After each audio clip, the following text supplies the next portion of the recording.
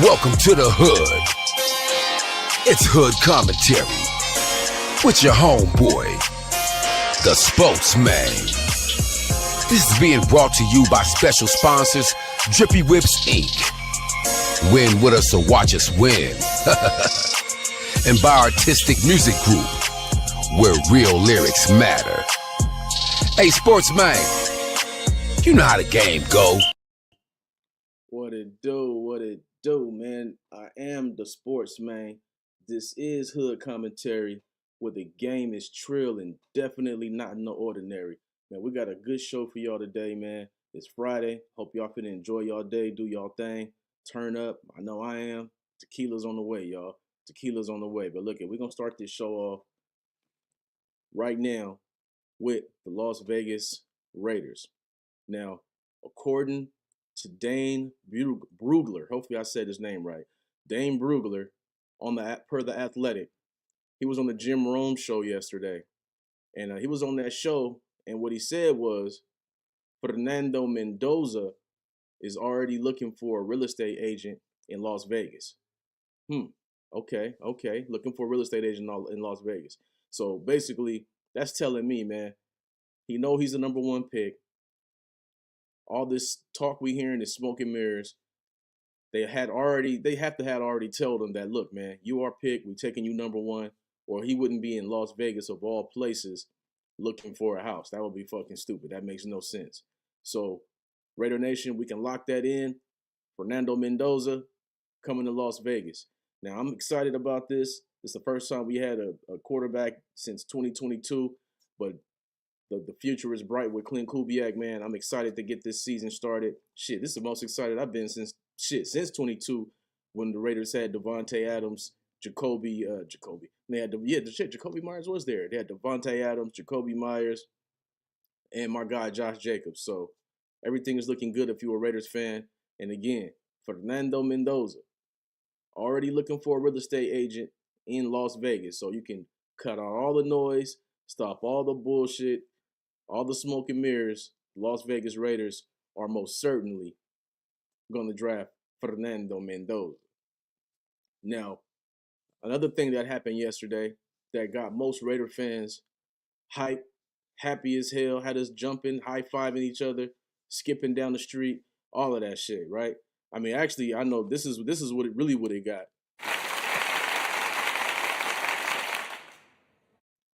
Yeah, Geno Smith. Trash-ass Geno Smith, the defensive coordinator, the defensive player of the year, is being released before the league year starts, which is music to my ears, man, because I know Raider Nation, we all been really worried, like, man, what the fuck is going on? What's taking so long to release this motherfucker, right? Because I can't take it no more. Now, he can't take all the blame for everything that happened last season because Chip Kelly was trash, Brendan Carroll was trash, Pete Carroll was trash, fucking Meredith was trash. We didn't play JPJ. A lot of things happened, right? So I can't blame Geno Smith for everything, but I can blame him for most of the things. I know that fucking much. That's for sure. Now the question is, we getting rid of Geno Smith. We're going to bring in Fernando Mendoza. What veteran are the Raiders going to bring in to take his place? Because you got to have a vet. You don't want to have Fernando Mendoza and then Aiden O'Connell. Are you fucking serious? I ain't even going for that shit. They can't look me in the eye and tell me that's the plan. It's to fucking cut Geno Smith and start Aiden O'Connell over Fernando Mendoza. I'll fucking lose it. I'll lose it. So I'm looking at the free agent market, and it looks like you got Joe Flacco available. The fuck? We got Joe Flacco available. You got Marcus Mariota. And you also have Carson Wentz, and you got Case Keenum. So I'm not a fan of none of these motherfuckers. To be real with y'all, I ain't a fan of none of them. But if we got to bring in a veteran, what veteran would y'all rather have? This goddamn shit is tripping me out. What veteran would y'all rather have? Would you rather have Carson Wentz, Mariota, or Case Keenum, or Joe Flacco? Me, myself, I'm looking at it. I think I'd rather have the Raiders bring in Joe Flacco Because we bring in Joe Flacco, I feel like there's no chance he's going to play. You're there to mentor. You're not there to do what the Cleveland Browns did last season, which was start him, which was stupid as fuck, start him over rookies that you already have. That meant that he started over Shedeur Sanders and he started over Dylan Gabriel. That didn't make any sense to me. So if you bring in Joe Flacco, he is the mentor and the backup to Fernando Mendoza. There's nothing else to talk about. I don't want to see him take one snap in camp. I don't want him to see him do shit. The only thing I want him to do is talk to motherfucking Fernando Mendoza, tell him what to do. Yeah, you can go here instead of going over there. Yeah, you understand what this too high means? That's all I want from Joe Flacco. Or if it ain't Joe Flacco, any of these motherfuckers. Now, one guy I will take as an exception to the rule is Marcus Mariota, because we know Mariota can be in there if we're gonna go on 4th and 1. Now he was a lethal weapon for the Raiders before. What year was that? Was that 20? I think that was 2022 too. When on 4th and 1, instead of having Derek Carr do a quarterback sneak, you bring in Marcus Mariota. He can read option, keep it. He can read option, pass it.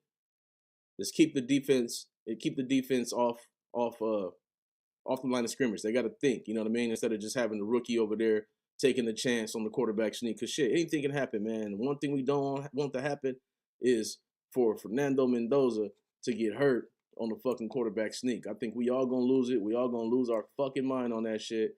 And that is not what the fuck we want to happen. We need them for the long haul. We need them to keep this shit cracking, man. So bring in one of these veterans, have them teach Fernando Mendoza, and then that's about it. I don't want to hear nothing else about what the fuck they trying to do on this team. I don't want to see him. I don't want to hear him.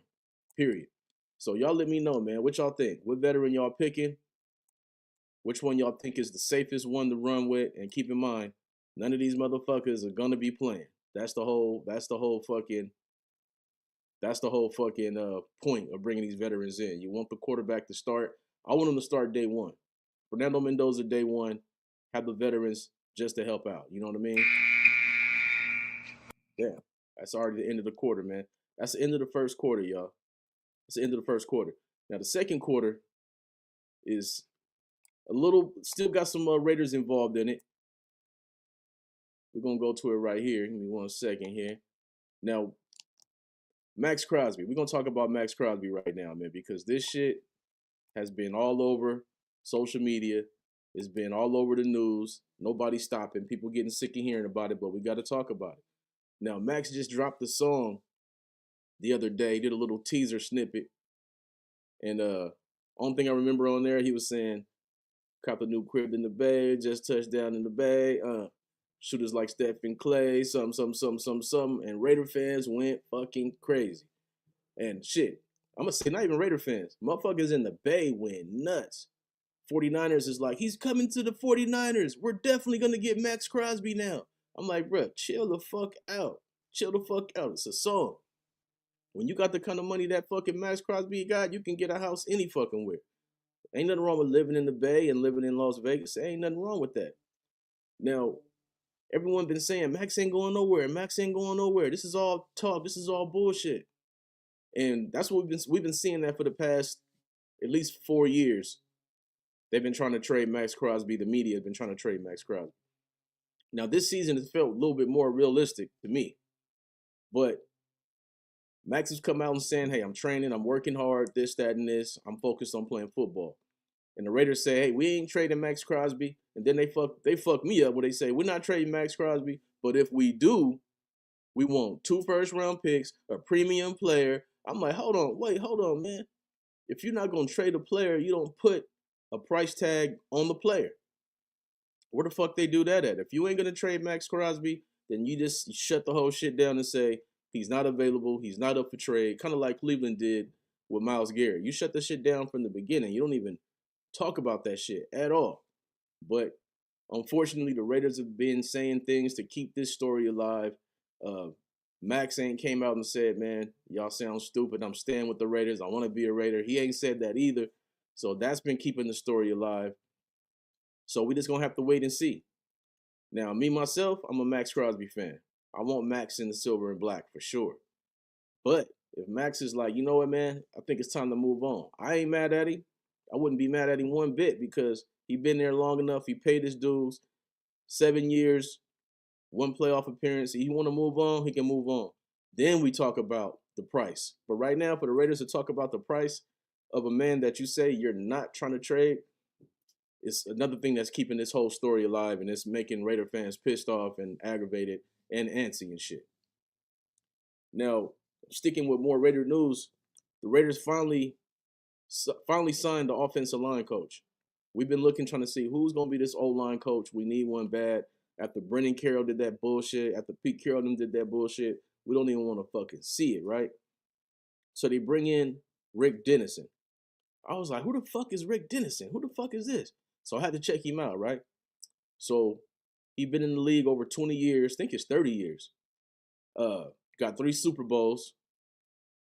He's been an offensive coordinator. He's been an offensive line coach. He's been a running game coordinator. And just last year, he was the running game coordinator / O-line coach in Seattle. So I'm looking at his resume, and it's buttoned up. Now I did want the O-line coach from Philly. I thought he was the best move to make because he already got that name. Philly run game is nice, and they got the tush push. So I was like, man, this makes a lot of sense. But when I looked at Dennison's actual reputation, this was a good hire, another good hire by the Raiders, man. And me as a Raider fan, I can't help but be excited about the things to come because, man, we've been sliding down the razor blade until a pool full of fucking alcohol for the past 6 years now? At least 6 years. So Rick Dennison, great hire. I expect big things out of Ashton Jeanty. Now, some of y'all didn't really understand what Ashton Jeanty did last year under that trash-ass line with that trash-ass coach. This season, you cutting all that out. You're bringing in a veteran. This offensive line coach already worked with Kubiak. He knows the system. The running back coach, they brought in who else? They brought in somebody else in the offense who understands this system as well. I forget who it is right now off the top of my head. But they bringing in continuity that they already had in Seattle. So this ain't Pete Carroll's Seattle Seahawks.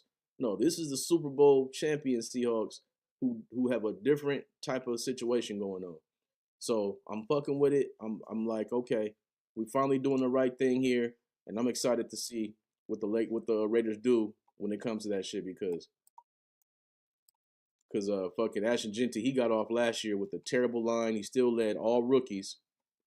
He led all rookies in scrimmage yards, and that was big considering he got hit behind the line more than any fucking body else. From as soon as he touched the ball, he was getting hit. So it's a big deal, and that's a good look, man. Rick Dennison, welcome to Las Vegas. God damn, boy, this motherfucking quarters is going by quick. I tell you that, man. This show gonna be over before we know it, but it's all good, man. We gonna keep this shit cracking, and we gonna keep this shit rolling. And it's still Raider gang. And now we're going over here to the third quarter. Now, I don't know if y'all remember this story last year with Teddy Bridgewater when he was coaching high school football. Shout out Teddy Bridgewater, man. He was coaching high school football, I believe, in the same city he was from, that he grew up in. I believe it's the same high school that he played at. Well, anyway, this high school don't have a lot of money, man. This high school ain't like modern day in California where I'm at. It ain't like Santa Margarita in California where I'm at. These Catholic schools, they got money. They got alumni and they got unlimited fucking bread, right? That's not what Teddy Bridgewater was dealing with over there. But he went back, left the NFL, went to go to coach this team. Now, what he did was help some kids out, man. He helped some kids out. He helped them get some better cleats. He helped them get better equipment. He paid for this. He paid for that. He helped kids with this. He helped kids with that. And what happened? It got to the board and he got suspended. I was like, what the fuck? So you get in trouble and suspended for helping kids out who ain't got shit? So that shit pissed me off. That shit was fucked up, man. I was like, man, how the fuck you gonna punish a man who got money? He's not a superstar quarterback, but he's made millions of dollars in the NFL. Why the fuck you gonna punish him for helping kids out who don't got shit? They just trying to play football. He helping the program. Well, anyway, remember he got suspended. Then he ended up back in the NFL over that. He left the kids, came back to the NFL. Well, recently they just passed a bill called the Teddy Bridgewater bill, where it's going to allow coaches to help these players out if they with their own funds if they want to do it. Now the only difference is now you just have to say what you spent. Oh, I helped these kids with this. I paid for this, which is cool to me. That's cool for me. I mean, I don't understand why they shut him down for helping kids out. Like these motherfuckers ain't got no cleats. He got the money. Help him with the cleats. But that's just how twisted the fucking system is right now when it comes to fucking high school sports. Sports, period. Shit is all fucked up and weird, man. And that shit was weird as fuck. I was like, man, at least they passed this bill to help these kids out because some of these coaches, like Carson Palmer, shout out Carson Palmer at Santa Margarita right now. That's a future Hall of Famer. He got millions on millions on millions. If he want to help these kids over there, he got the green light to do it, and he ain't gonna get punished by it, punished for doing it like Teddy Bridgewater did. So that's a good thing that's a good change that they made, man. Now, I also seen something else that really tripped me out, man. This is for my Chicago Bear fans, man. If y'all live in Chicago, even if you're not even a Bear fan, if you're a Cubs fan or anything in Chicago, man, you know about the Chicago Bears been in Chicago since 1922. They've been there forever, right?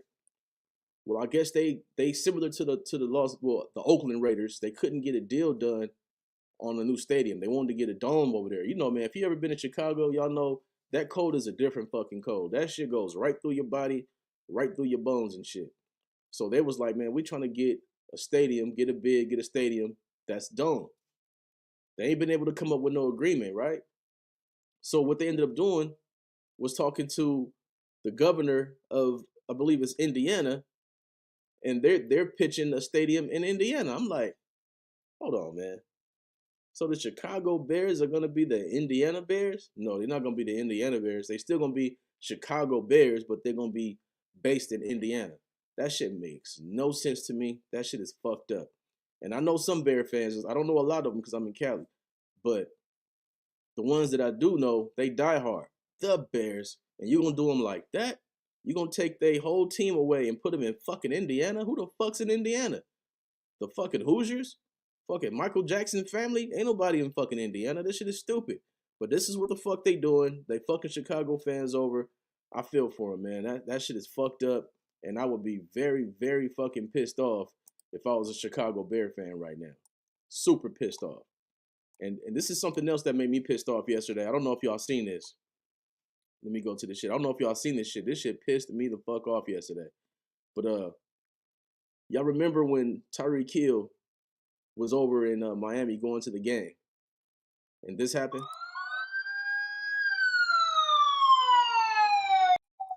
Stopped him on the way to the game, right? He didn't think he was in a Ferrari. Fucked with him stupid. This guy, Danny Torres, they pulled Tyreek Hill out the car. He had the window up because he didn't want all the fans and people to see, hey, that's Tyreek Hill.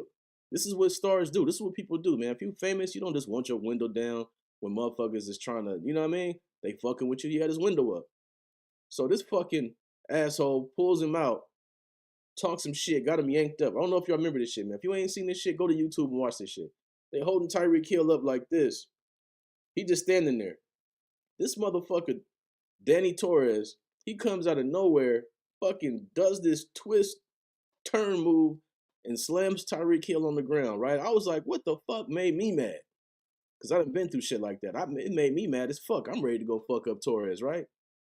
So, anyway, Torres ended up getting suspended. He went on administrative leave and all that good shit, right?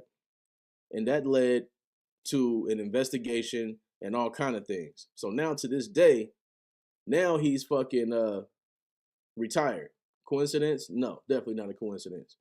But let me tell you what this motherfucker did yesterday, man. I got it over here somewhere. Here we go. Yesterday, he goes on Facebook. Punk motherfucker. He goes on Facebook. Matter of fact, hold on. Before we even get there, let's fucking... You, Officer Torres. You a little bitch, man. You, Torres. But anyway, he goes on Facebook and he goes, I guess it took a little bit of karma. Now that I am retired, I can tell you how I really feel about you. You're an entitled asshole and an embarrassment to the team and the city that kissed your ass. I wish you the best and hope that you are able to afford all that child support. Come on, bro. He got millions in the bank, especially now that you're unemployed. It's Tyreek Hill, motherfucker. But I'm sure someone will pick you up and you will cause havoc in their team and city, just how you did in Miami. By the way, next time, roll your fucking window down. What the fuck?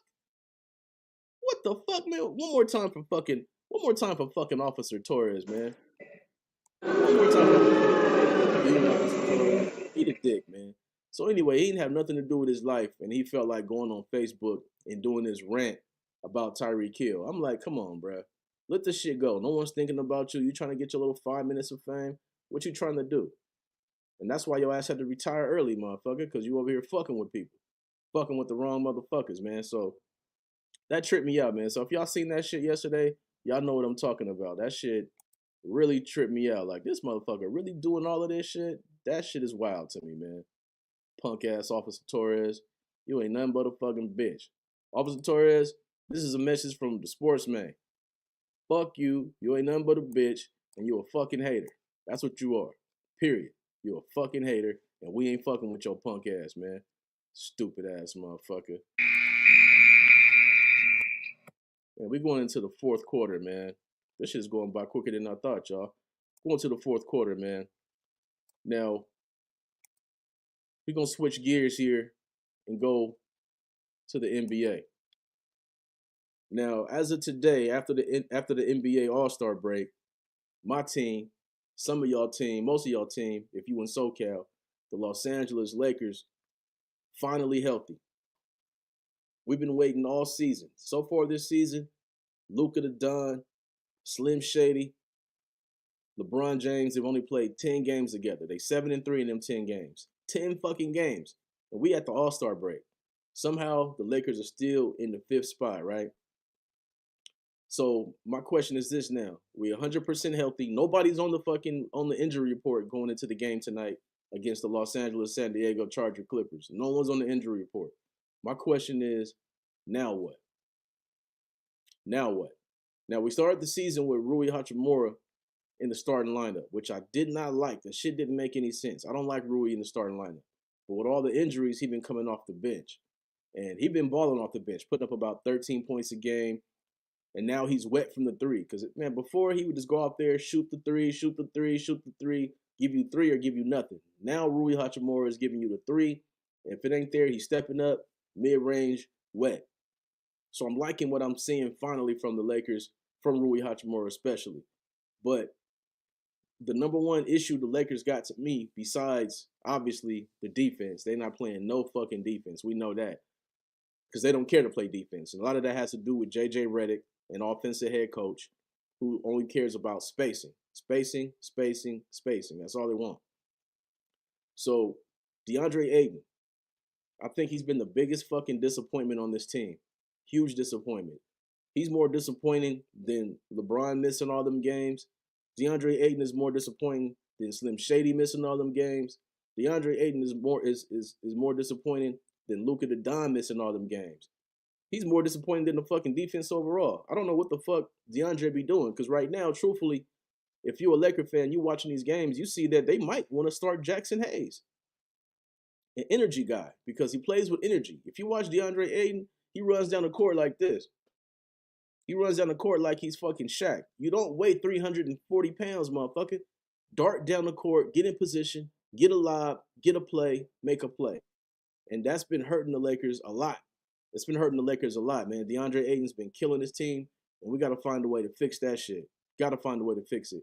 Or once the Lakers get to the playoffs, it's not going to matter. We're going to end up going out like we did last year against the Timberwolves, who I still blame J.J. Redick. Because J.J. Redick didn't play none of the bench. That was stupid as fuck. They didn't play none of the bench. You ran Luka to the ground. You ran LeBron James to the ground. Then you kept all these young guys on the sideline, and the Lakers end up going home in the first round. And that's what's going to end up happening this season if we don't make certain tweaks and certain things happen. Now, I think the Lakers can outscore any team. But the problem is, can we get a stop? Can we fucking stop anybody? And so far, we really ain't proven to stop any teams consistently. Not consistently. Now, if any of y'all checked out the All-Star game, y'all check that shit out? If you checked out the All-Star game, the All-Star festivities, period, Anthony Edwards won the MVP. Victor Wembanyama LeBron James, Kawhi Leonard, everybody went off, man. It was actually an entertaining All-Star game. First time I seen the All-Star game be entertaining in a long time. So that started having people ask the question, who's the face of the league? Who's the face of the league? Everyone trying to run LeBron out the league, even though he's still putting up 22, 6, and 7. They want to run him out the league. But they say, who is the face of the league? Some people say it's Victor Wembanyama. Some people say that it's Steph Curry. Some people still say that it's who was that? Who was the other player they was talking about? Giannis. But to me, the face of the league is still the ageless LeBron James right now. Right now, at this moment in time, the face of the league is still LeBron James. Now, once LeBron retires, I think the face of the league will be Victor Wembanyama. The main reason I'm saying that is because fucking Anthony Edwards is openly saying, I don't want to be the face of the league. Fuck the league. Basically what he's saying. And Victor Wembanyama, he's been embracing it. Quiet, assassin. He's doing whatever he got to do. So I think once LeBron James hangs it up, he will be the face of the league, Victor Wembanyama, and the league will continue. I think the league is getting left in good hands. When Kobe left, it was left in good hands. So I think it's gonna be all right, man. I think it's gonna be all right for the NBA to finally move off of LeBron James when it's time. When it's time. But we're gonna see, man. It sounds good right now, but I think it's gonna be good when LeBron James does hang it up. I think we got enough stars to keep the NBA going. Oh shit. That's the buzzer, y'all. It's the buzzer. It's the end of the fourth quarter, man. Hey, everybody who chimed in on this right here, appreciate y'all, man. Checking your boy out on this fucking Friday. Before y'all go get loaded, make sure y'all hit that like button, subscribe, comment, say what y'all got to say. I'm going to talk back. And make sure you follow your boy on fucking on Instagram, TikTok, all of that, man. Y'all hit me up. I talk back, man. But until then, that's game time. It's your homeboy, the Sportsman. This is Hood Commentary, where we keep it cracking, and the game is trill, and it's far from ordinary, man. Holla at your boy, man. Until next time, I'm out this bitch. Dope. We are the future, the past, but still present. Salute to the gods, it's still relevant. Up against the odds, we still sharing gifts. And we don't care if you mad, just keep throwing fit. Up and down 6-4, life is tougher than steel toes. Look like you headed for death, that's what you went for. You getting put up the set like Steve Wilkos. The police trying to dim in my light, but I'ma still glow. The rope that grew from the concrete, I'ma still grow. Just put this red dot on your knot, but I'ma still go. But I got some shit on my mind, well let it spill, bro. My mama said I'm ballin' with a rhyme, but I keep it real though. But I only spit about the truth. When you see me and I get loose, when I'm stepping inside the booth. But the difference between me and you is I'm trill about what I do. And like Biggie, I get the loot, or I cock it back, aim and shoot. I'm kamikaze in the Maserati, meaning you going out with me like suicide bombings. This is live on prime time on hard copy. You can spend a lifetime trying to copy MCs with a lie. We are the